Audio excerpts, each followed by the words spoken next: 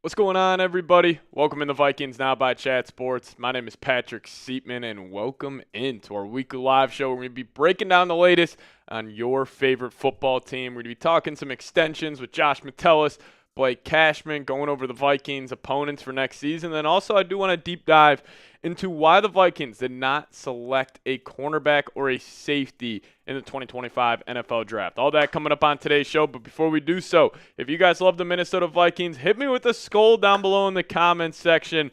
I know we're all probably still feeling that disaster of a Timberwolves game last night. They looked awful. Julius Randle looked like he was hammered during that game.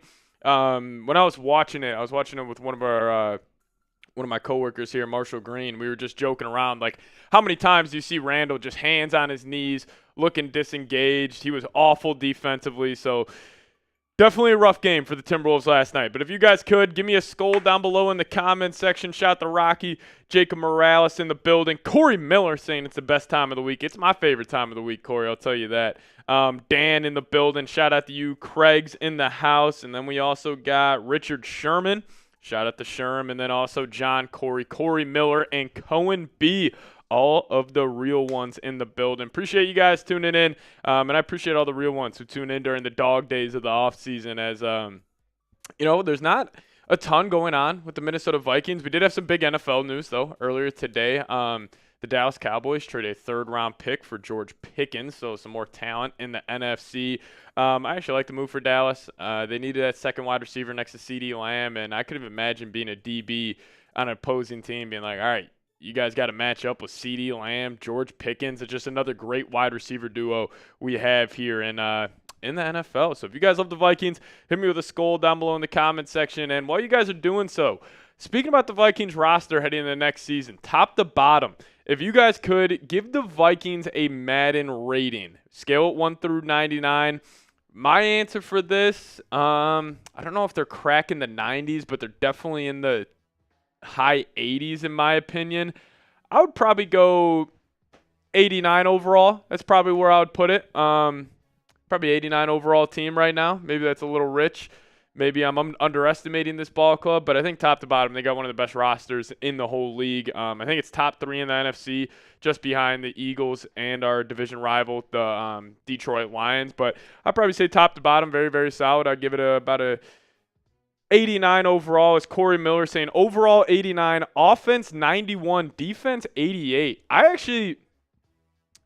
wonder who's going to be rated higher, the Vikings offense or the Vikings defense, because obviously the quarterback moves the needle a ton in terms of Madden ratings and just, in general in the sport of football. But, also the Vikings offense doesn't have a weak position group whatsoever. Like their offensive line, probably give that like a 90 overall, receiving group 90, like tight end group probably 90 as well, running back 90. Like they're probably floating right around that. I'd probably say about a 90, 88 overall, 89 in the middle. But Jacob going, I like 99 as well, 100%. Yeah, I think 89 right now is where I'll put the Vikings. Now, if J.J. McCarthy pops, probably bumps them up to about a 91, 92 overall, but, that's where we stand right now. Also, if you guys could and you're in the building, hit that thumbs up icon. We only got 6 likes right now. If we could get to at least 10 likes, that would be fantastic. So if you guys could, smash that thumbs up icon down below. Hey, once we get to 10 likes, we'll get this thing going. But if you guys could, hit that thumbs up icon. Helps us get the stream out to more and more Vikings fans. We can load the audience up here. So hit that thumbs up icon down below. And let me ask you guys this. Speaking about the Vikings next season, who needs to step up? If there is one player, and obviously this isn't like the guys like the Jonathan Grenards, the Darisaws, the Jefferson, like not these blue chippers. I'm talking more middle of the pack guys. Maybe it's a guy you want to see take a leap in like year 3, year 4. But you guys let me know who needs to step up for the Vikings next season. My guy, as John Corey saying, Dallas Turner. Dallas Turner could definitely be a breakout guy that needs to step up for the Vikings. I'm trying to think in the secondary specifically. Obviously, you got like Isaiah Rodgers, Mekhi Blackman, Theo Jackson, which actually we will deep dive on all 3 of those guys on a segment today, as I think they're 3 of the only reasons why the Vikings did not draft a cornerback or a safety. So we'll dive into that as well. But, I think, Dallas Turner's a good choice. Theo Jackson. Trying to think of anybody offensively that needs to step up. Maybe it's just seeing, like, I don't know, like a Jordan Mason. Maybe that's a guy I would say offensively. Obviously, J.J. McCarthy would be an easy answer for that one. But trying to think offensively, who needs to step up? Maybe just the run game as a whole. So maybe a guy like Donovan Jackson, Will Fries, Ryan Kelly, one of those guys in the interior could do just that. But, we'll see. We'll see how it plays out. Old Red saying no bathroom breaks, only pee jugs or Vikings lose. Old Red, you've been saying that, I think, for about a year now, and I appreciate the dedication and the consistency of you saying that on every single live show. So shout out to my guy, Old Red, in the comments section. Cohen B saying Kevin O'Connell in the playoffs. Don't hate that answer as well. William saying do not extend Josh. He really okay. Not worth 20 mil. Yeah, Alec Lewis. So we'll be diving into that Alec Lewis article that he dropped early on today, I believe, at like 7 a.m., where he listed 5 extension candidates for the Vikes. We'll just go over 4 of them, give you guys some quotes from Alec Lewis, but he projected that Josh Metellus could get around $20 million per year. I love Josh Metellus. He's an awesome football player, one of the most versatile football players in the league, if not the most versatile football player in the NFL, but $20 million a year for a safety. Now, I know he plays a lot more than that, but I don't know. You guys also let me know. Would you give Josh Metellus $20 million per year to keep him in the purple and gold? Because apparently that's what his asking price may be before the season. But, we'll see if the Vikings end up doing that. Mike Jonesy in the building saying Skull. Corey Miller's going to go no on giving Josh Metellus $50 million per year. I'll probably agree with you on that one. Well, listen, if you could get him for maybe, let's just say, $16, $17 million per year, I'd be a lot more accepting of that deal. But also, if you let Josh Metellus walk with Harrison Smith probably retiring after the season, you leave that safety room of just Jay Ward and Theo Jackson, which, in the past, those guys have been rotational guys. So, we'll have to wait and see. Caleb Downs in next year's draft. Unfortunately, Caleb Downs will probably be a top 10 pick, man. That dude's a stud, safety from Ohio State. And he is just one of those guys where it may not be like because obviously you don't want to take a safety in the top 10, just positional value in the draft, but he might be a guy where he's just good enough to go in the top 10, where it's like, yeah, if we draft him, we know he's going to be a top player on our team and an impact guy right away. But hopefully the Vikings aren't in a position to draft Caleb Downs and they don't have a top 10 pick. But if they do, I mean, that would be a guy I would love to have. What's the cap situation for next season looking like? Coming from Cohen B. Not good. Yeah, we can flash it at the bottom of the screen right here. Their cap space situation is right now $30 million in the hole, which is dead last in the National Football League. So that's why, like, when we're going to talk about these extension candidates, like, it could be to open up just more cap space for 2026. So we'll see how the Vikings play this, but them spending so much money this year in free agency, we honestly might have a polar opposite offseason for the Vikings next year, where it might be like, yeah, free agency is a little slow. But then the NFL draft, we really got to hit it hard. But, again, hopefully the Vikings are picking, about 28th, 29th, hopefully 32nd next year during the NFL draft. But, we'll see. They are $30 million in the hole right now for 2026. But, obviously, they're going to have to restructure a bunch of these deals, maybe, extend some of these guys, opens up more cap space for next season. But, hey, if you guys got a question for me, use hashtag Vikings or Super Chat down below. With a little less of an audience today, we're going to need some questions in there. So Cohen B, Corey Miller, my guys, Old Red, William Warren, all of you guys, if you guys could get a question in there, it could be on Josh Metellus, Blake Cashman, one of these guys getting an extension, or if you just got like a hot take you want to get out there, anything you want to talk about, I love to chop it up with you guys on the Minnesota Vikings. Mailbags are my favorite thing we do here every single week. So if you guys got a good question, you guys got a hot take, John, Corey, get a question in there. I'd appreciate it. But just when you do so, attach hashtag Vikings on your question. Or if you guys want to support the show, super chatting is a great way to do so. It's just a dollar icon at the bottom of the live chat. If you guys want to support us in that way as well, we would greatly, greatly appreciate it. But coming up on today's show, we're going to dive into 4 extension candidates for the Minnesota Vikings. We're going to go over Josh Metellus, Blake Cashman, Brian O'Neill, and there's one more I'm missing, Josh Oliver. So we're going to be talking about those 4 guys possibly getting extended before the season starts. And then we'll be doing a Vikings draft deep dive. We're going to be looking at a lot of these, a lot of players actually on the Vikings roster and why that was the biggest reason why the Vikings did not draft a cornerback or a safety. So we'll dive into that in the second segment on today's live show. And then, like I said, hashtag Vikings. Appreciate your Skull Nation. Appreciate you, Jacob, for getting a question in there. But hashtag Vikings in the live chat. Or if you guys want to super chat, support the show, we'll put that question up on screen right away. And we will show you guys some love in that way. But if you guys are ready to roll, if you guys could, hit that thumbs up icon. We're at 15 likes right now. I'll put a lofty goal. I'll put 10 more likes. If we get to 25 likes, we'll start today's show. But yeah, big news of the day in the NFL world. George Pickens goes to the Dallas Cowboys. Jerry Jones is not sleeping on that yacht. He's making stuff happen, and I actually love the move for Dallas. And it's funny, I saw a tweet. It was like Howie Roseman traded a third for Jahan Dotson, and everybody obviously Howie's probably the best GM in the league right now, but everybody's showing him all types of love. And then good old Jerry got George Pickens for a third, so you got to show some love to Jerry Jones for that one. I thought that was a nice little pickup for the Cowboys. And now that takes their offense, who when they're healthy, they've always been good. With Dak Prescott, obviously new day and age with Mike McCarthy walking out the door, but I think the Cowboys could be just a feisty team next year. Like, they obviously got a lot of top-end talent. Depth definitely an issue for that ball club, but I like the move with George Pickens a lot. I think that's just going to give them another dynamic offensively that they really haven't had with Dak as the quarterback. I mean, I can't remember the last time they had two stud wide receivers. We were talking about the Cowboys having one of the best duos in the league.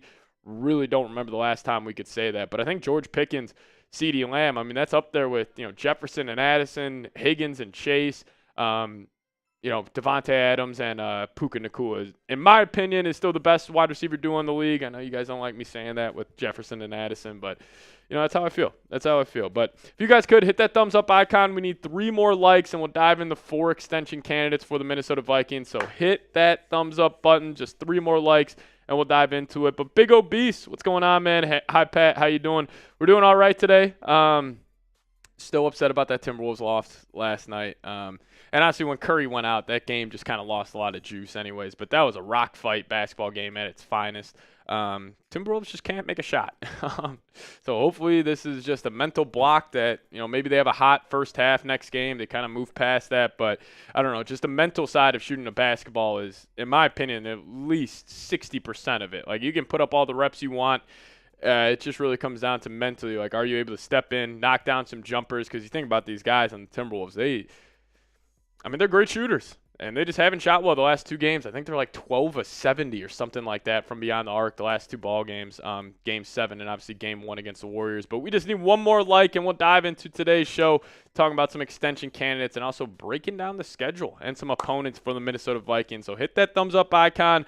Once we get 1 more like, we'll dive into it, give you guys my thoughts. But a lot to break down on today's show. It's that time of the offseason where we're just talking about whatever we can find. We're talking about extension candidates today. So we appreciate you for tuning in. 27 likes, so we'll get this thing going. Big O Beast. Ant couldn't hit water if you fell out of the boat. That was a bad Ant game. Bad Ant first half, but he kind of got some momentum in the second half. And Ant's always been a guy where he's feeling it out. So I think just taking that one game, seeing how the Warriors were guarding him, he'll go back, watch some film, then hopefully he has a monster game too, because the Timberwolves need it. But we appreciate you guys for tuning in. Let's dive into 4 extension candidates for the Vikings right now.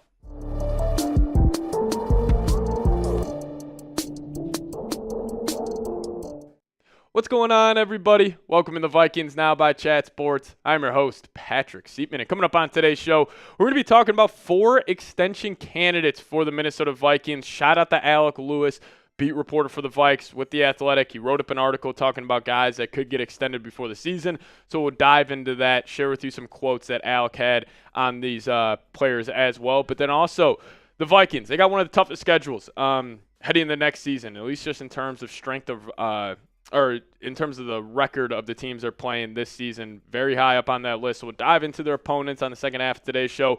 But before we do so, if you guys could help us grow this channel, we were looking at the YouTube analytics, and likes are a great way to help us get this channel and just this video out to more and more Vikings fans. So if you guys could help me out, it's a free, easy way to help this channel grow. Go down there, hit that thumbs up icon if you guys have not already. I would really appreciate it. I put today's goal as 300 likes, so if you guys could smash that thumbs up icon. So you maybe ask yourself, well, why are the Vikings, think about extending all these guys? Now, obviously, main reason. You just want to keep these guys on this football team for a good amount of time. But also, you might got to free up some cap space for next season, because I was looking at Spotrac over the cap, and the Vikings are in the hole of $30.1 million next season, and that's last in the National Football League. So we know how much fun this past year was in free agency. We had all types of money to spend. We spent big, and it was a great time. But if you don't extend these guys, you don't maybe cut some players, restructure some contracts, they're going to be in the hole for a lot of money next season. So let's just dive into the first name on this list. That being safety, do-it-all defender, Josh Metellus, Brian Flores' best friend. Listen, Josh Metellus has been awesome for the Vikings, and he definitely deserves to get paid more than he is right now. Just the amount of impact that he has on this football team, it really, really is, top notch, especially defensively, and just being a leader of that defense. And with losing Cam Bynum, Harrison Smith maybe having one more year, you are really looking thin at that safety position if you let Metellus walk. But this is what Alec Lewis had to say on Metellus getting extended, saying Metellus is a perfect extension candidate. First, he is still young, having just turned 27 in January. Second, his contract is set to void after the 2025 season. Third, he is one of the cornerstone leaders in a Vikings locker room that will need consistent voices when or if Harrison Smith retires. And fourth, Metellus wants to remain in Minnesota. Then he also said Metellus' price might hover around $20 million over 3 years, fully guaranteed. But the Vikings and Metellus agent Drew Rosenhaus should have a positive enough relationship to get a new deal done. So just looking at PFF, the raw grades for Josh Metellus throughout his career. Keep in mind, 2020 and 2021 season, he wasn't getting a lot of run for the Vikings, so those are very limited. Like in 2020, for example, I think he had about 20 snaps. But when he really started to get big time reps for this team was the 2022 season and beyond, where he's been solid. 85.1 overall grade in 22, solid in coverage, and he was pretty damn good this past season. Always been great in the run defense, especially this past year, posting an 84.3 run defense grade. And, if I had to give a prediction here, I fully expect the Vikings to get this deal done before the start of the season. I think this is probably number one on their priority list of what's left to do this offseason, is probably giving Josh Metellus that extension. Because I forget what game it was, but the Vikings threw up, or I think it was Fox threw up some crazy graphic where it was like, all the positions Josh Metellus has played this year is like defensive line, slot corner, outside corner, free safety, box safety, literally playing every position on this defense. And we know how valuable, versatile defenders are for Brian Flores. So I'm sure Flo's pounding that table saying, hey, we got to get this deal done, and I fully expect it to get done. But let's dive into another one here. Best blocking tight end in the National Football League, former Baltimore Raven before he signed with the Minnesota Vikings, Josh Oliver. Tight end 2 next to T.J. Hawkinson, and apparently Josh Oliver might get a little payday coming up. And Alec Lewis saying Washington's John Bates signed a 3-year extension in March worth around $11.5 million guaranteed. He and Oliver are both 28, and Oliver, who is Pro Football Focus's highest graded run blocking tight end, has a sensible argument to top him at around $12 million. Now, I think just in terms of Josh Oliver, I think he's going to be incredibly valuable to this Vikings offense next season, as clearly they're making a commitment to the run. They're trying to be a more physical football team, because the Vikings, under Kevin O'Connell, when they have been healthy, they've been able to rip off 13, 14-win seasons. But once the postseason time comes around, have you been able to run the football? No, not necessarily. But with all the additions they made, with picking up 3 new interior offensive linemen, getting Jordan Mason, and if you have Josh Oliver as that run blocking tight end, as an inline guy, you necessarily have 6 offensive linemen out there. Like, that's how much of an impact he has. So I think next year, if the Vikings are a great running team, we're going to start talking about Josh Oliver differently, where it's like, oh, thank God he is on this team. Because the last couple of years, yes, he was big when T.J. Hawkinson went down, especially in the pass game. That was a part of his game. I didn't know he was as dominant in that aspect, but I just think having him with this new improved rushing attack, hopefully we start just to value him and appreciate him a whole lot more. But we'll also talk about a veteran here, Brian O'Neill, right tackle for the Minnesota Vikings. O'Neill's coming off a fantastic season this past year, but he's getting up there in age, has had some injuries in the past, but maybe the Vikings try to extend him, lower that cap hit for next season and in 2026. But this is what Alec Lewis had to say on O'Neill, saying, as for what O'Neill could ask for, There aren't many comparable situations at right tackle. This spring, the Baltimore Ravens re-upped core left tackle Ronnie Stanley for $44 million, fully guaranteed over 3 seasons. At right tackle, that will come close to top of the market, but O'Neal would likely lie somewhere near $40 million guaranteed. Now, this would be a play for the Vikings where they're trying to lower his cap hits for next season. But I'll tell you what, Brian O'Neal, he was very, very dominant for the Vikings offensive line this past season. With all the moving parts, with Christian Darrisaw getting hurt, he was out for the year. You had speaking about just a guy right next to him, like at the right guard spot, like he had Ed Ingram for the majority of the year. Then it went to Dalton Reisner. And then obviously the left guard spot, Blake Brandel held that down. Garrett Bradbury held down the center, but then you had a rotating door at left tackle after Christian Darrisaw got hurt. Now, yes, Cam Robinson came in there and solidified it, but, there was really only one positive piece on this offensive line last year, and that was Brian O'Neal. And that's why he's the only offensive lineman remaining from last year's starting unit. But why would they extend him? It comes down to the contract. So here is cap hits for the next 2 seasons. In 2025, it's $26 million, and in 2026, it's $23.2. So like we were just saying, the Vikings having absolutely no money in 2026. Maybe they try to extend him, add some more years onto this deal, and then you lower that cap hit in 2026. So watch out for a Brian O'Neal extension. And if they don't extend him, I think he could be a cut candidate next year, but that's a different conversation for a different day. But let's dive into the last extension candidate here for the Vikes. We'll do Blake Cashman. Love Blake Cashman. One of my favorite players I've watched on this football team, and extremely versatile player. He's great when he's blitzing off the edge, when Brian Flores deploys him like that. But guys, if you guys remember, like this defense last season, the step back it took when Cashman went out, it was huge. Like 2 of the 4 Vikings losses came when Blake Cashman wasn't playing. It was against the Lions and the Rams the first time around. Obviously, the second time we played the Lions and the Rams, he was there, but the Vikings just got their ass kicked in the trenches. And we all know how that turned out, but his stats are ridiculous. 8 TFLs, 4.5 sacks, 8 PBUs, and really that captain of the defense. And honestly, Cashman deserves to get paid. I wonder if this could be a situation where it's like Andrew Van Ginkel, where you signed him to that 2-year, $20 million deal, and he completely outperformed that contract, and Vikings were like, yo, we'll give you this payday. He'll stay happy. I wonder if the same thing could apply for Blake Cashman here, where it's like he's on that 3-year, $22.5 million deal. Maybe the Vikings, up him to about, a solid $10 million per year, give him like an $8 million raise. I could see that being in play, but I would love to keep Cashman around. Played his collegiate football at Minnesota. Now he's finally a Minnesota Viking. Clearly loves being here. Wears the green dot, leader, and the best communicator, in my opinion, at the linebacker position in the entire NFL. With all the moving parts with Flores' defense, when the offense makes their adjustment, then it's Blake Cashman readjusting and him telling everybody where to go. And we really saw that part of the Vikings defense take a step back when it was Ivan Pace making those decisions. Didn't allow him to play as free. So hopefully Cashman gets more money. But I ask you guys this. I just gave you guys 4 names. You guys just got to give me one. Who should the Vikings extend before the season? If I had to pick one, I'm still going Josh Metellus. I would probably go Metellus 1, Cashman 2, O'Neal 3, Josh Oliver 4. But you guys let me know. Who should the Vikings extend before the season begins? Now, we'll break down the Vikings' schedule and their opponents here in a second, but before we do so, I got to tell you guys about today's sponsor, and that is Factor Meals. Now, get started at factormeals.com/VikingsChat50off and use code VikingsChat50off to get 50% off plus free shipping on your first box. That's code VikingsChat50off at factormeals.com/VikingsChat50off for 50% off plus free shipping. Now, if you guys want to make this your best season yet, do so with 2-minute meals from Factor. Eating well has never been this easy. Just heat up and enjoy, giving you more time to do what you want.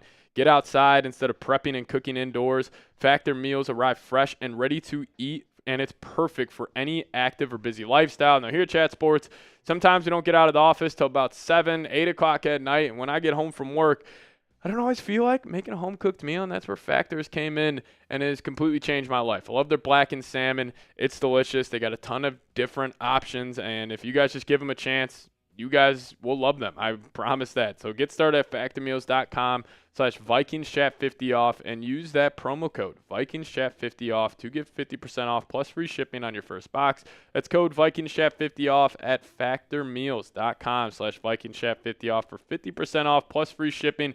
Got that link for you guys in the comments section and description of today's show.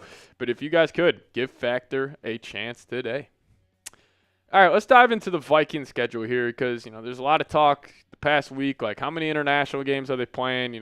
Could they go play, the Steelers in Dublin week 4 and then they're staying overseas and they're going to play the Browns, in London the week after? A lot of speculation on where the Vikings could be playing, but they actually came out with a strength of schedule for every team. And I'll tell you what, funny enough, the top 8 teams are all NFC teams. I think that just speaks to the strength of these divisions in this NFC and also the depth in this conference. And just overall rosters, I think have definitely taken an upgrade this past season. But they got the New York Giants at number 1, Chicago Bears 2, Detroit Lions 3, Eagles 4, Cowboys 5, Packers 6, Vikings 7. Now, if you guys kind of notice a trend here, you got the whole NFC East, you got the whole NFC North, and then the 9 and 10 teams are from the AFC North. So it's really just the best division in football that really, make the Vikings schedule hard. But Vikings went 5-1 in the division. Now it also does stink. You're playing the AFC North and you're playing the NFC East. So it's kind of, you see how that circle of all these teams are playing each other. All had great records last year. The NFC North had 3 playoff teams. AFC North had 2. NFC East only had 2, but they had the 2 teams in the NFC Championship. But why is the Vikings schedule so hard? We're going to start off talking about their home opponents here. Obviously, you got the 3 divisional games, Bears, Lions, and Packers. Hopefully, you go 2-1 in those games at worst. 1-2 against that would be pretty deflating. But then you look at the other home opponents. You got a rematch with the Atlanta Falcons, which is probably your easiest game of the J.J. McCarthy, Michael Penix championship game in college football from a couple of years ago. But then you got to play the Commanders, the Eagles, the Ravens, and the Bengals all at home. If you took that 8 and you said, hey, the Vikings are 6-2 against these opponents at the end of this upcoming season, I would take that as a major win. But then even on the road, you got a couple of tough games. Obviously, I know the Vikings, I think they're 5-0 in Chicago the last 5 seasons, but that's always a tough place to play. The Detroit Lions, they own the Vikings the last couple of years, just call it like it is. Always tough to go to Lambeau, but then also you're going to Dallas. Even though the Vikings have had a lot of success in Dallas the last couple of times they played there, but you also got the New York Giants, a revenge game from them from last season. But then you got a lot of tough places to play here. Now, this will most likely be in Dublin, Ireland, so not a true road game for the Vikings, but also the Cleveland Browns, which is why I know a lot of Vikings fans would be a little upset that they had to go play 2 international games. But also, would you rather play the Steelers in Pittsburgh or the Steelers in Dublin? Would you rather play the Browns in Cleveland or the Browns in London? I'd rather take those guys overseas. But then also, another year of the Vikings going to Seattle. It happens every single time. And then also you're going to travel to L.A. That'll be a de facto home game for the Vikings. So, we'll see. Even though they got 9 road games compared to 8 home games this year, this will be a home game against the Chargers. And then if you got to play these 2 in London, the schedule, even though the opponents are tough, it's not as intimidating as I think it would have been, at least what we thought, about a month ago. But I'll ask you guys this, and then I'll give you guys my record prediction for the Vikings. Just looking at the opponents, looking at the strength of schedule, predict the Vikings record for next season. I'm going to know your thoughts down below in the comments section. And I've been steady on this prediction for a very, very long time. I got the Vikes going 11-6 next year. I just think it's incredibly unlikely. No team has ever won 14 games back-to-back seasons, so I think it's going to be 11-6. Now, I also think that should come with a playoff win. If they go 10-7, 11-6, that puts a lot of pressure on that wild card game for Kevin O'Connell and this crew. But I got 11-6. But thank you guys so much for watching today's show. See y'all next time. Skol Vikes. Alrighty, Z Cool, what's going on, brother? How you doing? 2022 Dallas game. Was that when I think of the Vikings playing in Dallas, I think of that Kirk. Oh, no. It was the Kyle Rudolph game when Rudy had 2 one-handed catches in Dallas. That's what I remember from that. I was trying to think of that on the spot. Why was that game so memorable for me? It was when Kyle Rudolph, I think he had one was on a touchdown, one was on a 2-point conversion. He had 2 nasty one-handed catches. But Z Cool saying you're living the dream. Aren't we all, Z Cool? Aren't we all? Thank you so much for tuning in. Blake Pearson saying what's up. What's up, Blake? Shout out to you, Brody. Corey Miller saying 11-6 with 1 win against the Lions. If the Vikings go 10-7 and they're in the playoffs, but they also have a win against the Lions, very successful season. It pisses me off so much that Lions fans, they can talk all the noise they want. They own us the last couple of years. You know how the Timberwolves, how they were how they were built to beat the Denver Nuggets last year, and obviously they got the best of them in the playoffs. I almost felt like the Vikings bolstering their offensive and defensive line was, yes, just because that's where the NFL was going, back to more physical football, but also I wonder if it was a little bit of, hey, the Lions, they're the most physical football team in the league. We got to go start playing like them. We got to get some physical players in here. So hopefully the Vikes get a win in Detroit next season. That would be awesome. Corey Miller coming in. What's going on, Brody? Appreciate the super chat. If everybody could, show Corey some love. Give me a skull, Corey, down below in the live chat. But saying this, Skull Pat Seeps. What's going on, Corey? Metellus is a good player, but $20 million a year isn't worth it for a player whose best attribute is locker room energy, Skull Pat Seeps. I agree and disagree with you. His locker room energy is great. He's a fantastic leader. And I think having those guys in the locker room is a lot more valuable than, people like us, Corey, who aren't actually in the locker room, who aren't in there on the day-to-day. Like a guy that keeps energy high. I mean, just think about, at your own job. If you have, a great coworker who, always has a positive energy around him, you would, want to be with that guy. You would want to work with them. And I'm sure the same thing applies in an NFL locker room, where it's like, hey, these guys are going to work out. These guys are going to do whatever. Maybe a couple of teammates are having a bad day, and you got a guy like Josh Metellus to pick them up. But, in terms of him on the football field, I honestly, his best attribute is his versatility. Him playing every single position. And, if the Vikings had a different defensive coordinator, which they very well could in a year or two, I would maybe not be as high as I am on Josh Metellus, but I think he's a perfect fit for Brian Flores. And if you had asked Flo, who are your two favorite players on defense, I promise you it would be Josh Metellus and Andrew Van Ginkel. He loves those guys. We're going to do a lot of different things. Maybe you throw in Jonathan Grenard just because, JG's just a dog at that position. But, I'm with you. $20 million per year is a little rich, but come down the guarantees. You can see how that contract's structured. But it would be a little shocking if the Vikes let Cam Bynum walk for he got $14 million from the Colts, but they signed Metellus for $20 million. But also the cap space going up every single year. Who knows? But as it stands right now, I'm with you, Corey. $20 million seems a little rich for Josh Metellus. But like I said, we'll be diving into a mailbag here in about 20 or 30 minutes or so. So if you guys got a question for me, #Vikings. Cool post. Get a question in there. I see you in the live chat right now. JP Prods, welcome in, man. Thank you so much for giving my man Corey some love. It's Cohen B. I love you saying that, does anyone else think the Packers are overrated? Hot take, they missed the playoffs. I'll give you even more of a hot take. Packers finished last in the division. If I had to call how the division will shake out, don't get mad. I still think the Lions are going to run this division. They're still very, very good. I know they lost both coordinators. I think they would go 12-5. Lions 12-5. Vikings 11-6. Now maybe that could come down to a Week 18 game as well. But I would actually put the Bears at 9-8, and I'll put the Packers at 7-10. If I had to give my early, not looking at the schedule, diving into it, record predictions for the division, I think that's what I would have it. I think the Bears did enough where they will be a very serviceable football team next year. Maybe then it's the next year after that where it's like they really take that jump. But we'll see. Cohen saying, is J.J. McCarthy participating in rookie minicamp? I do not know. I kind of hope he is. Ben Gessling threw that out there that maybe he could just because he didn't play a real snap this past season. But that would be awesome. Just get him that connection with a guy like Ty Felton, be around Donovan Jackson. JJ, just the sicko he is with the game of football. He would love to be there, but we'll see. Abby Skoll saying Packers go 0-6 in the division. They should have last year. If they didn't block that kick against the Bears in Chicago at Soldier Field, they would have been 0-6. So now will the Vikings sweep the Packers again? Unlike you do in back-to-back years, but that would be awesome, man. That would be awesome. But get those questions in there. Abby Skoll, if you got a question, #Vikings. Same with Cool Post, Cohen B. Get those questions in there. I really, really appreciate it. But I do want to dive into a segment here. A lot of people asking, why didn't the Vikings draft a corner? Why didn't the Vikings draft a safety? I want to give you guys my thoughts on that here on today's show. But if you guys could, we're also one like away from 50. If you guys could hit that thumbs up icon, and let's dive into it.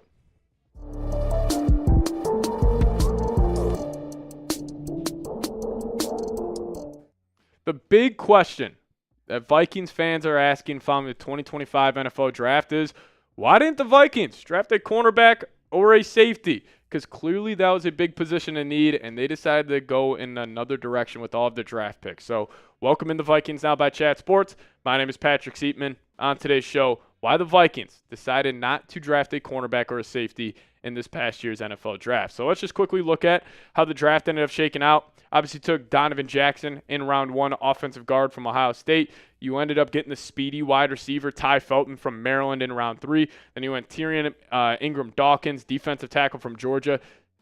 This guy's a stud, man. Watch out for him being a breakout guy, even though he's a 5th-round pick. This dude's that dude's legit. We honestly would probably do a full show on him here in the future. But he also got Kobe King, linebacker out of Penn State, and then Gavin Bartholomew, the tight end out of Pittsburgh. But we'll talk about why the Vikings did not draft a cornerback or a safety here in a second. But before we do so, we're actually going to start an NFC North sub-battle, and it's going to be a race to 100 subscribers. So we will get the first crack at this. If you guys could, hit that subscribe button today. I think we could pick up 100 subs off today's show. So if you guys have not already, hit that subscribe button. And please, please, please, I sit next to these guys every single day, our Packers hosts and our Bears hosts. So if you guys could, subscribe to the channel. Don't miss a thing around your Minnesota Vikings. So why didn't they draft a cornerback or a safety? I think it's because of these 3 guys. Theo Jackson, Mekhi Blackmon, and Isaiah Rodgers. I think if the Vikings had any doubts on either of these 3 players taking that next step this upcoming season, they would have addressed safety or cornerback at some point because the board kind of fell nicely to the Vikings at 24. You had both safeties, Malachi Starks and Nicky Minwari. You still had a guy like Will Johnson on the board, and the fact that they decided to go in the direction of an offensive lineman, I think that's telling me they got faith in these 3 guys. So let's break them down, starting off with Theo Jackson. Probably is going to be a full-time starter this year. You still got Harrison Smith. You still got Josh Metellus, but the Vikings run that bandit defense, which bandit is just necessarily you got 3 safeties on the field, which they do that 97% of the time. And this offseason, he was the first move the Vikings made where they signed him to a 3-year, $9.3 million deal. If he ends up being a full-time starter and he ends up being an impactful player, that contract's going to look like a joke, hopefully 2 months into the season. But how did Theo play last season? Again, very limited reps. He really only did fill in that one game against the Seattle Seahawks when Harrison Smith didn't play, but he did have the game-sealing interception in that matchup. But 79.2 overall grade, 13th highest rated safety. Also another good one, coverage, 77.1, 13th in the league. Now, he does struggle. Again, this was very, very limited reps, 53.6 in the pass rush, 65.9 in the run defense. But I found this quote from a little bit ago after they extended Theo Jackson. Brian Flores, defensive coordinator, was talking about him and said this, saying anyone who watches Theo work from a meeting standpoint, from a training standpoint, from just an understanding of concepts and knowledge of the game, I think he's starting to put a lot of things together. And he's growing in confidence, which comes with preparation. And he prepares the right way, and it's showing up on the field. And obviously Flores showing this guy some love. It makes a lot of sense. Because what does Flores love? He loves versatility on defense, and this was Theo Jackson's snap alignment from this past season. Again, he did not play in a lot of snaps for the Minnesota Vikings, but he actually had 8 at defensive line, 19 at box safety, 32 at free safety, 17 at slot corner. He actually had 1 rep as an outside corner. That was just on a run play, so he didn't get picked on there. But listen, Theo Jackson, very versatile player, former 6th-round pick, went to Tennessee, but then he also went to the Titans, and the Vikings were able to pick him up. And I got a little prediction here. Just kind of, when I listen to Theo Jackson talk, he's got some personality to him. He's just a cool guy. I think he's going to be a fan favorite next season because all of us are still kind of mourning the loss of Cameron Bynum. You know, we wish he was able to return, but just the pricing didn't work out on his extension. I think that guy right there, Theo Jackson, this was in a picture before he changed his number. But number 26, Theo Jackson, I think will be a fan favorite during next season. So if you guys want to show Theo some love, Vikings are expecting a lot out of him this upcoming season. So if you guys want to show him some love, type those 2 6s, type his jersey number down below in the comment section. Can't wait to see that guy going out there and making plays for the purple and gold every single week. All right, the next guy here, Mekhi Blackmon. So Mekhi, unfortunately, and I remember exactly what I was doing. I was actually at the gym when I got that notification that he tore his ACL, and I was absolutely devastated because I thought he was going to have a breakout year in 2024. But he did miss the entire season with torn ACL, but he's fine. He'll be fully ready to go, which is great news there. But remember his rookie year in 2023, he was pretty damn good for a third-round pick. I think they took him at pick 102. So, again, the last pick of the third round, but he was pretty solid. 71.8 overall grade, run defense 63.9, great tackling grade according to PFF at 90.3, and coverage solid as well at 71.8. So he had a monster rookie year, and I think a lot of us were anticipating, Blackman taking that next step. But Flores, he thought the same thing. This was after Flores got the news that Blackman will be missing the entire 2024 season, saying, I thought we were going to see a different version of Mekhi, a better version of Mekhi. And quite honestly, I think we'll see that moving forward. That's what I told him yesterday. To me, I think 10 years from now, this would be a bump in the road over the course of his journey through the NFL. That was my message to him yesterday. Also, all these quotes about Flores, I can see why these guys say, oh, I'm going to run through a brick wall for Brian Flores. I mean, if I had him in my camp, I'd be feeling the same way about our defensive coordinator for the Vikings. But how about this? I think Mekhi Blackman taking a step would move the needle for this Vikings defense. Like, if I had to pick one guy, stepping up on this group this upcoming season, it would be Mekhi Blackman. Because let's just say that step is him becoming one of the better cornerback twos in the league. Or him playing on the outside, Byron Murphy in the slot, or him bumping to the outside in certain plays. If you would have another lockdown guy at that cornerback 2 position, it could be huge for this defense, because the one weak spot of that unit, honestly, the only weak spot of the entire freaking team for the Vikings is that cornerback 2, 3, and 4 spot. But with guys like Isaiah Rodgers, Mekhi Blackman, Dwight McGlothern, even a guy like Jeff Okudah, if one of those guys takes a leap, which I think it will be Blackman, we could be talking about the secondary totally differently heading into the next season. But I'll ask you guys this. Where do you stand on Mekhi? Are you a believer in him? I am. I better see 500 yeses down below in the comments section. But if you guys believe in Mekhi Blackman, give me a Y for yes. But if you don't, maybe you're a little skeptical of the former third-round pick out of USC. Give me an N for no in the comment section. Now we'll deep dive into Isaiah Rodgers here in a second, but before we do so, if you guys want to get a JJ McCarthy jersey today, head to chatsports.com/Vikings jersey. They are flying off the shelves right now. This is going to be a hot jersey in US Bank Stadium on game day, or just watching it at a local bar. You're going to be seeing a whole lot of number 9. So if you guys want to get a JJ jersey today, head to chatsports.com/Vikings jersey. Got that link in the comment section and description of today's show. All right, so another reason why the Vikes didn't draft a corner, I think it's because of this guy, Isaiah Rodgers. Now, you signed him to a 2-year, $15 million deal this offseason, and he has never been a guy that's had a massive role in the defense. He's had a massive, limited role, if that makes sense, but he's never been a guy where he's like, oh, I'm playing 1,000 snaps a year. He's been more around that 300 to 500 snap range, but when he has played, he has been very effective. But I always use this comparison where it's like, connecting the NFL to the NBA here. Like, you can be an efficient 15-point-a-game guy, in your NBA career. But let's just say your usage rate goes up and, can you be an efficient 25-a-game guy? I think that's the question Vikings are hoping to get answered by Rodgers. But Kevin O'Connell, he was talking about the Vikes signing Rodgers, and apparently Flo was pounding the table for him, and this is what he had to say. Isaiah was a guy that Flo really identified pretty early. And historically, I haven't been doing this long with Flo, but when Flo kind of has that tone in his voice about guys, I'm not going to mention the other ones that he has had that in his voice about, but he's pretty darn accurate. And that guy, whether playing for us or somebody else, has immediately shown up. So no pressure on Isaiah, but he definitely got that evaluation from Flo. And I love that quote from KOC, hyping up the man, Isaiah Rodgers. And it kind of gets me to this. If Brian Flores believes in Isaiah Rodgers, I believe in Isaiah Rodgers. I do not know a lick about defense in the NFL compared to that man, Brian Flores. And if he's watching the tape, he's watching Isaiah over the last couple of years, and he's like, oh, that's a guy that could potentially be huge in our scheme, huge in our system, huge in our locker room, then yeah, I'm going to believe in Isaiah Rodgers as well. But his PFF grades, again, pretty solid. Again, this is in limited time for the Eagles this past season, but when he was out there, he was an impactful player. 76.0 overall grade. That was 21st out of 222 eligible corners. Good in the run defense, and honestly, that might be why Flores is such a big fan of it, is because he can step up in the run game and make some big-time tackles, but also coverage grade, pretty solid as well, 74.0. So as you're just looking at this cornerback group as a whole, obviously you got Byron Murphy. Don't need to spend a lot of time on him. But then you're trying to find who's going to be that second guy that steps up. Is it Rodgers? Is it Blackman?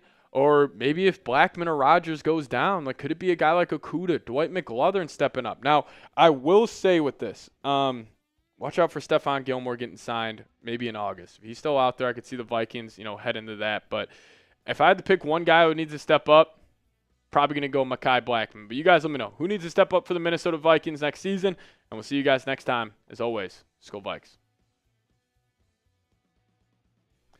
Alrighty, you guys let me know who needs to step up for the Minnesota Vikings next season. Shout out to Jason in the building. Z Cool saying McGlothern. That'll be sweet, man. If the UDFA from Arkansas got some real run, that'll be another Kwesi gem in free agency, which he has had a lot of success doing so. Yeah, but we will be diving into a mailbag here in a second. AFX Apocalypse, what's going on, Brody? Saying sell the team. We'll see. We did get some super chats rolling, so we'll pop those up here in a second. Shout out to William Dunsmore in the building. UDFAs are Kwesi's trademark 100%, but we had Joey Hagelin send one in saying trade for Sauce, like the video, Skull. A Sauce Gardner trade would add so much juice around this Vikings team right now because they're just kind of quietly sitting there waiting on the season. I will say, Joey, Sauce Gardner trade probably very unlikely. Maybe that's a deadline move for the Vikings, but I don't think that's something that's going to go down before the season. But yeah, listen, Joey, hit that thumbs up icon. Now, I will say, Joey, you're probably a sicko about football, just like myself, since you're tuning in during a live show in May. But that also is a positive. Live show in May. We just got all of May. We got all of June. We got all of July. 3 hard months. 3 hard months. 12 hard weeks, and then we'll be in August, and then the preseason training camps right there, and you start getting that itch for Vikings football again. So I can't wait, man. But I wish I could fast forward to the season. Just skip the next 3 months of my life. I don't need them. I just need Vikings football back. More than I need oxygen at this point. But Willie, I don't know where that came from. Willie Dunsmore saying Kwesi cooks UDFAs. Yes, he does. There's no doubt about it. One of the best UDFA guys in the league. Willie also saying they signed the right Rodgers. Yes, they did, 110%. Not Aaron Rodgers, which also Juicy A-Raj. I don't know what he's doing right now. He's just still unsigned. Maybe he's not happy that they trade away Jordan Pickens. But, yeah, we'll see. I want to see Keenan Garber show up and show out. Who the hell is Keenan Garber? Is he cool? Keenan Garber. Kansas State cornerback. Was this on the UDFA? Oh, yeah, it was a UDFA. That's on me. That was I did 2 UDFA videos. I have not dove into Keenan Garber just yet. Maybe I'll do so. Give me some homework for after work. Is cool? I appreciate you. But we are going to be diving into a mailbag here. Again, last call to get your questions up on screen. But if you guys want to super chat, support the show, great way to do so. $1 icon at the bottom of the live chat. But seriously, shout out to everybody who's tuning in today. Dog days of the off season, not much going on in the NFL world, but all of you guys that tune in, I really, really do appreciate it. So shout out to all of y'all. But if you guys got a question, hot take around the Vikings, hashtag Vikings in the live chat. Just attach that at the end of your comment. Our software will pull it. You have your name and profile picture up on screen next to me. Or if you guys want to super chat, support the show, that's another great way to do so.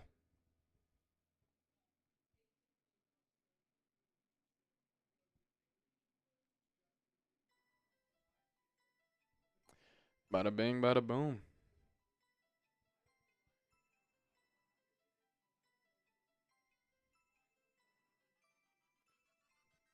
We'll be diving into this mailbag. So hashtag Vikings in the live chat. Get those questions in there. We could use a couple more. They'll rip this mailbag, and you guys will get on with your beautiful Wednesday. Not sure if I remember this, but a few weeks ago you said the best way to get a girl is to talk to her about J.J. McCarthy, as my internet just broke. She said, who the F is that? Do I block her? I don't know if you block her. I think you just send her J.J. McCarthy's highlights against the Las Vegas Raiders. I'm sorry that didn't work out. That's normally my go-to when I'm trying to talk to girls is you just say, hey, do you know about the man from Michigan? You know about the guy that's lost 4 games of football since his freshman year of college or freshman year of high school? Normally that works, so I'm shocked that didn't work for you. I'll just send her some JJ highlights though. That'll probably get her going. Thank you, Skull Nation, for getting a question in there. Cohen B, that's hilarious. You remember that. Which teams do you think we lose to? I'll probably say 1 or 2 in the division. Probably lose 1 or 2 to the AFC North. 1 or 2 to the NFC East. Should pack up the Falcons. Falcons will be an interesting team. Them freaking trading up or using their first-round pick to get James Pierce did not help the Vikings. If I had to call it, if you guys really want me to be negative right now, all right, I'll say we lose to the Lions once. We lose to the Packers or the Bears. I'll say the Packers. I'm not giving the Bears a credit. So there's 2 losses right there. We'll lose to the Bengals. We'll lose to the Eagles. So that's 4. We're beating the Commanders. I'm not saying we're losing to them. We'll lose to the Ravens. Lamar's only lost to an NFC team 2 times in his career. I can't say we're going to lose to the Lions again. We cannot get swept by the Lions for a 3rd straight season.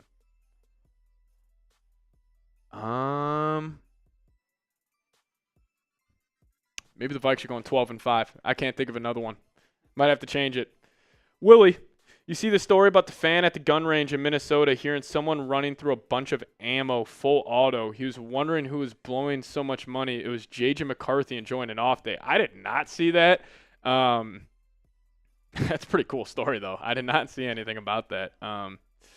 Oh, we got Seattle. Yeah, I can't say we're losing to Seattle. We want to shut out Seattle, show Darnold what he lost when he left. Oh, man. I would love to have Flores recreate the seeing ghost meme. Because if you guys forget, who was the defensive coordinator when or was he the DC? I don't know if he was the DC on the Pat staff, but he was on that staff.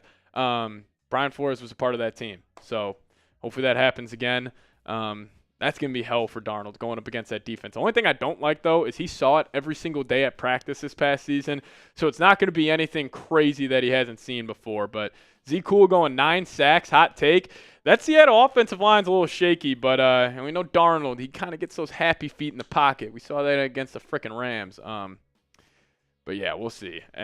Cohen saying, blitz Sam Darnold all day long. We already know he can't handle it. Well, the Rams were able to get home when they beat us with 4 guys, so hopefully the Vikes are able to do the same with Hargrave Allen, that little NASCAR package that they'll deploy this season. But, guys, I can't wait. I even just talking about the Vikings right now actually hurts me on the inside because all I want to do is sit here, watch a football game, break it down that entire week. Like, I cannot wait for the NFL season.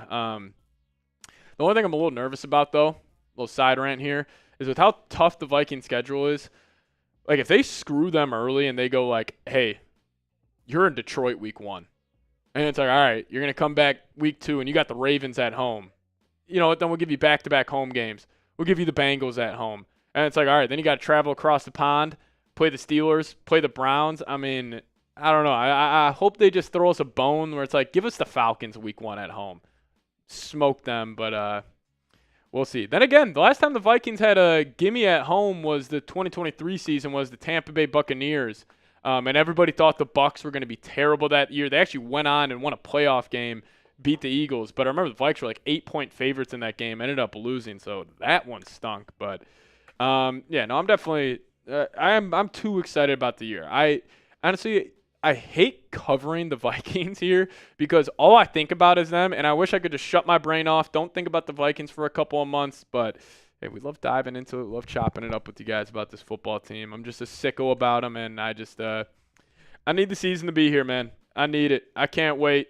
They had a perfect offseason. They did everything I wanted. Now I just want to see it come to fruition on the football field, and, you know, for that does have Monday Night Football. Yeah, Dylan just said that will probably be the Monday night game. I could see that. Vikings traveling to Seattle on Monday night. That would be what an introduction to J.J. McCarthy. Or the NFL. No. What an introduction for the NFL world when J.J. McCarthy goes and lights it up. Man, I can't wait. You bring out the drive within me, Seeps. My dad from Minnesota calls me for updates. Yeah. Hey, I appreciate it, Zequel. I appreciate it. Saw him play saying the schedule has to be tough in order for the Vikings to understand and overcome the playoffs. Good point. Get battle tested before that time comes around. Maybe the Vikes weren't as battle tested as we thought last year. Even though you played in the NFC North, you thought they would have been battle tested. But we lost to 2 football teams this past season. Even just saying that out loud is just – it just drives me nuts, man. That it was like you win 5 in a row, right? And then – or was it – yeah, 5 in a row. You lose to the Lions and the Rams. You win 9 games in a row, lose to the Lions and the Rams. Like, it just stinks. But we'll dive into this mailbag here. If you guys got a question, #Vikings, super chat, get up on today's show. But yeah, we appreciate all of you guys for tuning in. Let's dive into it. Last call for the mailbag. If you guys super chat, we're in the cut. We'll throw it up on screen. You guys will be part of the video. But let's do it.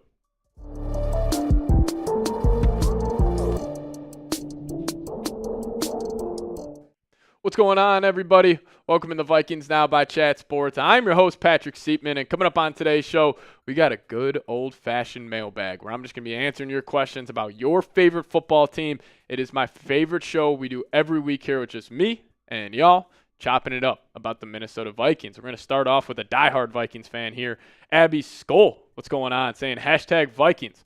Where does JJ and Jordan Addison rank in the NFL wide receiver duos now that Pickens is in Dallas? Abby Skull, shout out to you. That's a great question. So you got to think about the top guys here. So I think number one, and Vikings fans are going to get mad at me saying this, but I would take this duo over JJ and Addison. I would go Devontae Adams and Puka Nacua. They're number one. Especially what Puka does in the run game specifically. He's such a physical player. I think Puka's the most underrated receiver in the league. So I would still go Puka and Tay number one. I can't say Chase and Higgins are better than Jefferson and Addison. Like, they are on the same line. Like, honestly, the top 5 is all on the same line. So I would probably slot in Jefferson and Addison at number 2, Higgins and Chase at number 3, and then number 4, I'm trying to think if I'm missing any big names here. Like, honestly, Tyreek and Waddle still have to be up there. They're a dynamic duo. But, I mean, Pickens and CeeDee have to be up there. Like, just because CeeDee's an undisputed he's probably the 3rd best receiver in the league. That should be undisputed. And then Pickens is a hell of a talent. I mean, I don't know if they're top 5. They're definitely top 7 in my opinion. But speaking about that move, I loved it for Dallas. You only give up a 3rd-round pick for one of the most talented wide receivers in the National Football League. But I think right now, JJ and Addison, I think they'll rank number 2 on my list of duos here. John Corey, what's going on? #Vikings. How many rushing yards as a team do you think we'll have next season? All right, well, I'm going to go back and look. Vikings rushing stats from 2024, because this was their best year. They ran for 4,000, or that's passing yards. I was like, they ran for 4,000 yards. They ran for 1,800 yards, so just over 100 yards per game. I think it came out to like 109 point something per game. So I'll just say Vikings run for 2,100 yards. Maybe it's about 300 more in total. But John Corey, I appreciate it. Hey, run game's going to be a big question mark. That's going to be the number one thing when I'm like, and we should all do this. When we're evaluating Kevin O'Connell, we're evaluating, how he's doing as a coach. It starts with the run game next season. If the Vikes can't run the football, we're going to be looking at him just a little bit differently because you can be the QB whisperer. You can be great for quarterbacks, and they can come here and play your best football with the Vikings, but still think running the football, it's back. Let's see if KOC can adjust and, do better than he's done the last 3 seasons. Cohen B, what happened to assigning Asante Samuel? I thought after the draft we were going to get him. Apparently he's got some medical concerns there. He's got a neck, shoulder issue going on right now, but I guess that tip that the Score North podcast got was just wrong about apparently they saw Asante wearing a Vikings hat in a nightclub in Florida, so apparently that just was not the case. But I think the only other move the Vikings make at the cornerback position would probably be like August rolls around, you're like, yo, Stephon Gilmore, you playing football this year? He goes, yeah. All right, why don't you come back, play for Brian Flores? You signed him for like a 1-year, $4 million deal. But I think Asante Samuel's off the board right now. I just don't think the Vikings want to take a risk with the medical side. going on right now. So I think it's dead, Cohen, but who knows? It just takes one notification on our phone to make Asante Samuel a Viking. But Z, cool. Coming up. What's going on, man? Hashtag Vikings. Do you feel our depth at our positions are enough to challenge players? What positions do you worry about? I'm guessing you mean like challenge our starters. I feel like defensive tackle, even though like Hargrave and Allen and Phillips will get majority of the run there, but just having a guy like Tyrion Ingram-Dawkins behind him, having a guy like, Jalen Redmond. I mean, dude, Jalen Redmond was the talk of the town for about 2 weeks last season. I remember I was doing like 2-3 videos a week on Jalen Redmond alone when he was tearing it up. So I think defensive tackle, those guys could, compete there. I think the wide receiver 3 battle is going to be awesome. Like Ty Felton, Jalen Naylor, Rondell Moore, those 3 speedsters battling out for that spot. Even just cornerback 2, like Okudah, McLaurin, Rogers, and Blackman. They're going to duke it out for that. Linebackers pretty solidified with Pace and Cashman. I mean, edge rusher, like you talk about depth, technically Dallas Turner's a depth guy. He'll probably challenge Van Ginkel to get more reps at that spot, which that's something I'm going to be curious to see. How do the Vikings get Dallas Turner more reps? Because you're not going to pull Van Ginkel off the field. He's not getting any less than what he got last year. And obviously Gernard's, top dog on that defense. He's not going anywhere. So maybe it's Van Ginkel goes more into like a linebacker role. Obviously still being a hybrid, but we'll see though. But yeah, hopefully that answered that for you. Z, cool. Oh, what position do you worry about? Cornerback 2. At least for me heading into the season. Dragon Slayer 999 saying, who are the 5 best players on the Vikings roster? All right. I think the first 3 will be easy here. Justin Jefferson, Christian Darrisaw, Jonathan Grenard. It's probably one of the best 3 you can have in the league. Elite edge, elite weapon, elite left tackle. Number 4 is where it gets tough. Like, do you go Van Ginkel? Is he the 4th best player on this team?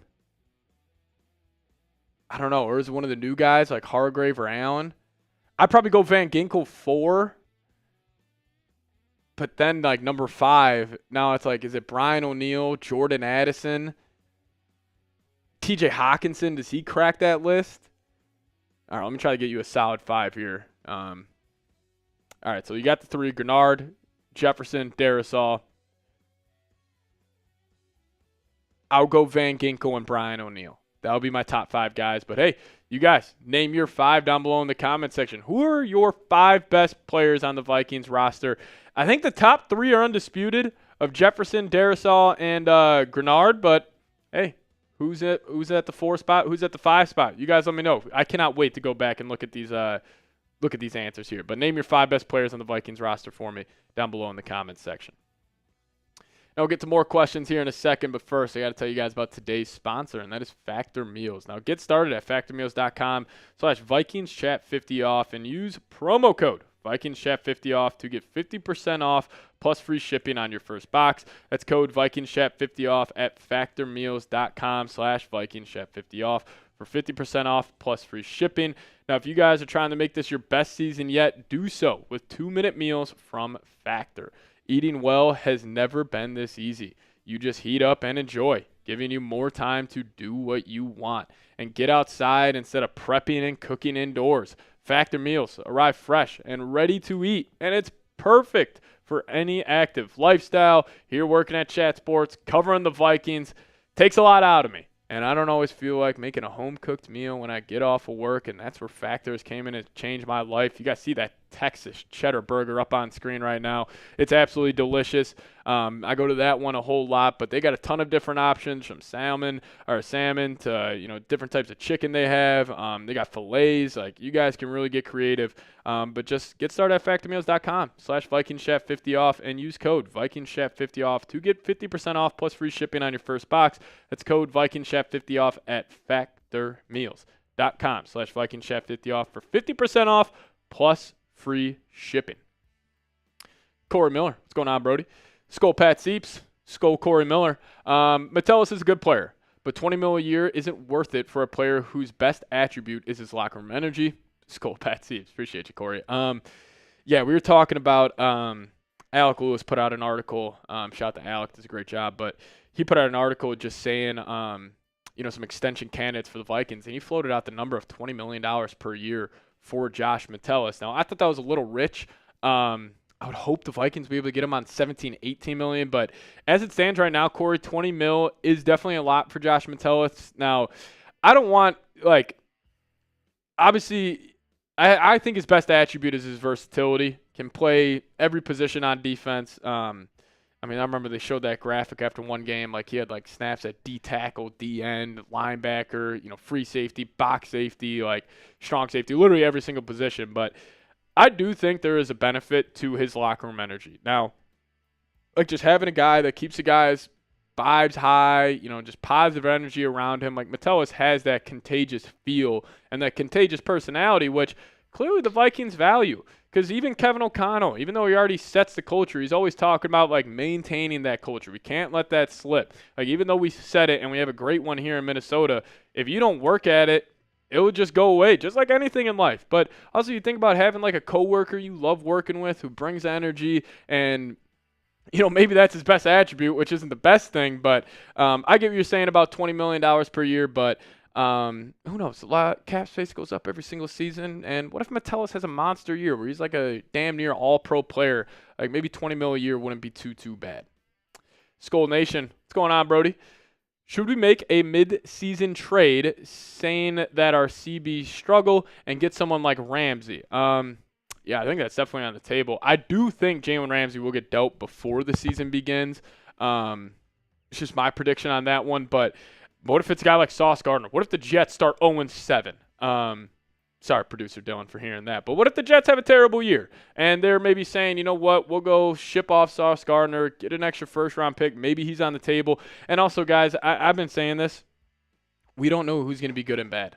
There could be a team who we think is going to be really good, who has a top-notch corner, who we would never even imagine right now being on the market. So, don't get overly aggressive right now. Kind of sit back, keep your cards to yourself, and just see how the NFL season plays out. But if the cornerbacks do struggle, and that's the only part on the team that is struggling, 100%, pick up the phone and try to get a veteran in this locker room.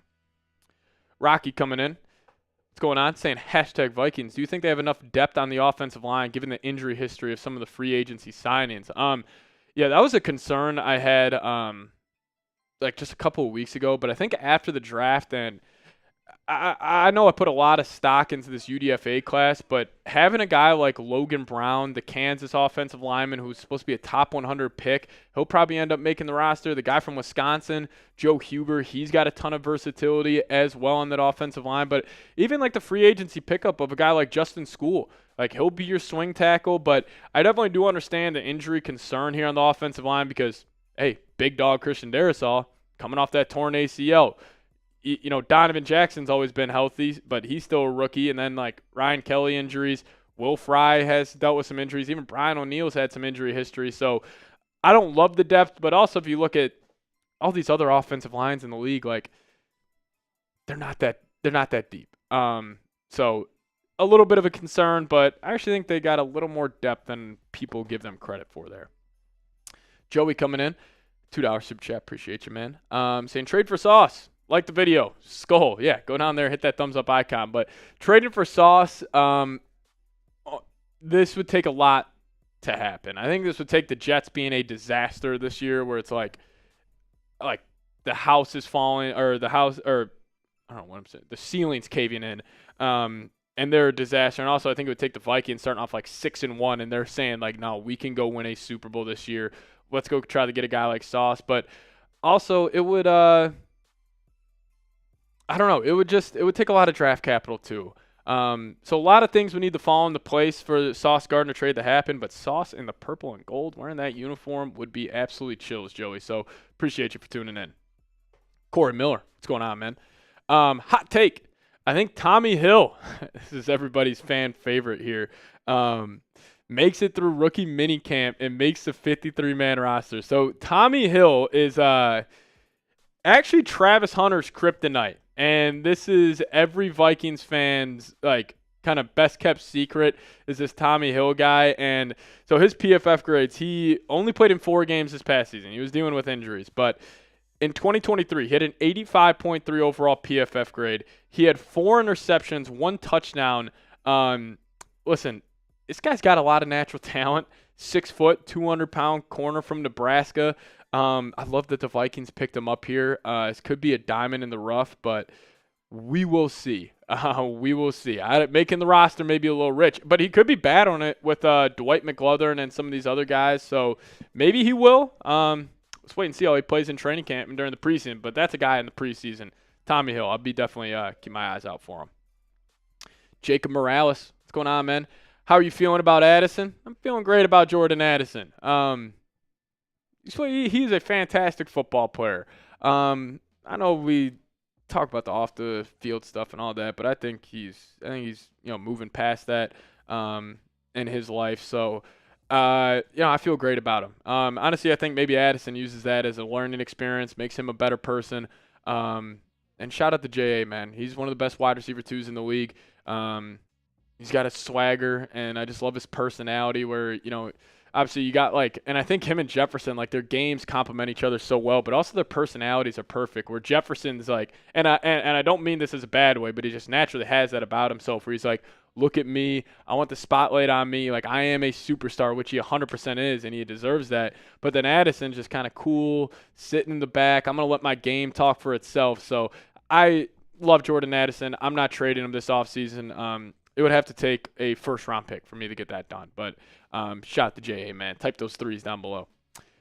Fig saying, is acquiring Jalen Ramsey still a possibility? I'm going to say no for the Vikings. Apparently there was some stuff with him showing up late to meetings and all this. I just don't know if Ramsey's a good culture fit for Minnesota. Now, could you get him for a 5th-round pick? Yeah, I'd take a flyer on him. I think the Vikings are in the position to do so because a Ramsey trade would be a luxury move. But the Vikings are in a position to go make a luxury move. So I think it's still a possibility. Is it likely? Not necessarily. But if you guys made it to the end of today's mailbag, hit me with a skull down below in the comments section. Appreciate all of you guys for tuning in. Obviously, dog days of the offseason, but I still love chopping it up with you guys. And also, if you guys got any more questions for me, you guys can hit me up on Twitter. That's a handle right there, at Pat Sieps. Hit me up over there, and we will see you guys next time. As always, Skol Vikes. Alrighty, we appreciate you. Joey saying the commercials with Sauce and Jettas would be fire. It would be unreal. The swagger on this football team is the kids are saying the aura on this football team would be unreal. I've always, speaking about that, aura is such a funny word. I love the word aura, and a lot of people are saying it now. It's been a thing for a while. I just like swag so much more. That guy's got a lot of swag to him. And said that guy's got a lot of aura to him. I don't know. It's a little rant to close out today's live show. But we're going to sign off out of here. We appreciate all of you guys for tuning in today. Dog days of the offseason. So shout out to all of you guys who are diehard Vikings fans and still tuning in. But we will see y'all next time. Appreciate everybody for tuning in. Love this. Favorite time of my week. So tune in next week, same exact time. And we'll see you guys next time. As always, wait, one more thing. Schedule comes out next Wednesday. So we'll break that down here on the live show. So we will see y'all next time. As always, Skol Vikes.